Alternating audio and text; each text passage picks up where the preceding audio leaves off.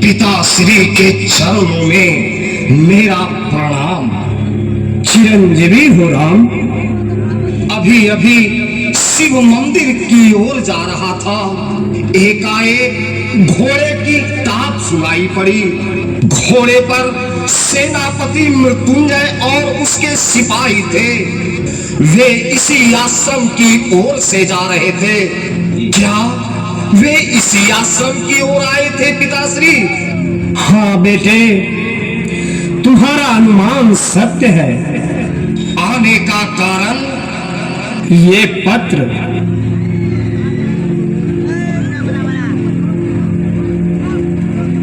आज मैं पिताश्री से अनुरोध करूंगा कि मुझे अस्त्र उठाने की आज्ञा दी जाए।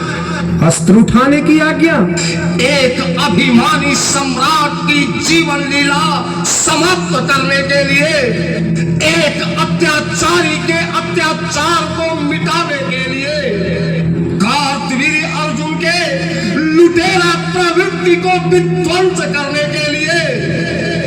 नहीं नहीं राम, अभिमान और अभिमानी को समाप्त करना हम योगियों का काम नहीं। लुटेरों को विध्वंस करना हम ब्राह्मणों का काम नहीं। अभिमानी का अभिमान ही उसके विनाश का कारण बन जाता है। ये अत्याचार कब तक होते रहेंगे पिताश्री? मैं अपनी आंखों से कार्तवीर्य अर्जुन की उद्दंडता कब तक देखता रहूंगा? नहीं पिताजी, नहीं। आपके पुत्र के हृदय में इतनी सहनशीलता नहीं कि वह अपने अत्याचारी सम्राट के अत्याचार का अवलोकन कर सके। शांति शांति राम, शांति धारण करो। सोचो पुत्र, ब्राह्मणों का अस्त्र उठाने का परिणाम क्या होगा जानते हो? जब ब्राह्मण अस्त्र उठा लेते हैं तो पृथ्वी कांप जाती है, आकाश गरज पड़ते हैं, सृष्टि में त्राही त्राही मच जाती है। ये धमकी भरा पत्र और पत्र में उत्पन्न शब्दों का प्रयोग, शब्दों में राम के पिताश्री को अपमानित करने वाली बातें, कामधेनु की मांग, इन सब बातों ने मेरे वक्त अत्थल में क्रोधाग्नि की ज्वाला खड़का दी है।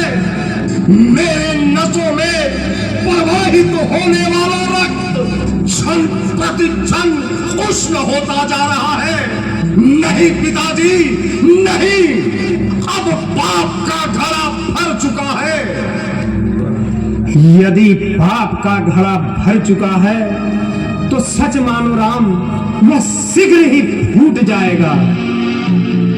नहीं पिताजी, हमारी इन भावनाओं के इन शब्दों से उस अत्याचारी के पाप का घड़ा फूटने वाला नहीं है। उसके विनाश के लिए बाहुबल की शक्ति का अवलोकन कराना होगा। भूलते हो राम, तपोबल की शक्ति से बाहुबल की शक्ति अधिक शक्तिशाली नहीं होती। इसका प्रमाण कार्तवीर्य अर्जुन के सेनापति को और उसके असंख्य सिपाहियों को मिल चुका है। फिर भी उसके अत्याचार कम नहीं हुए, बढ़ते ही जा रहे हैं। और इन अत्याचार को देखकर मेरा हृदय ज्वालामुखी बन चुका है। ऐसा ना हो कि मैं अपने पिताश्री के आज्ञा का उल्लंघन कर दूं। मेरे हृदय का ज्वालामुखी फूट पड़े और उससे निकले हुए आग से कार्तवीर्य अर्जुन जलकर राख हो जाए। राम, आज तक मैंने पिताश्री के आज्ञा को ईश्वर का आदेश माना। अपने पिताजी की पूजा को ईश्वर की पूजा समझा, परंतु आज आपकी आज्ञा राम के हृदय को शांत करने में असफल हो रही है। ऐसा न हो कि मैं कार्तवीर अर्जुन के संहार के लिए अपने पिताश्री के आज्ञा का उल्लंघन कर दूं। शांत हो जाओ राम, शांत हो जाओ बेटा, क्रोध का परित्याग करो और शांति ग्रहण करो। मेरा हृदय अशांत हो गया है पिताश्री। अशांति की अवस्था में शांति का वातावरण अनिवार्य हो जाता है। जब मस्तिष्क में क्रोधाग्नि धधक उठे तो आत्मा को परमात्मा में विलीन कर देना चाहिए। जाओ बेटा, शांति वन में जाकर समाधि ग्रहण करो। जाओ, मेरे आदेश का पालन करो।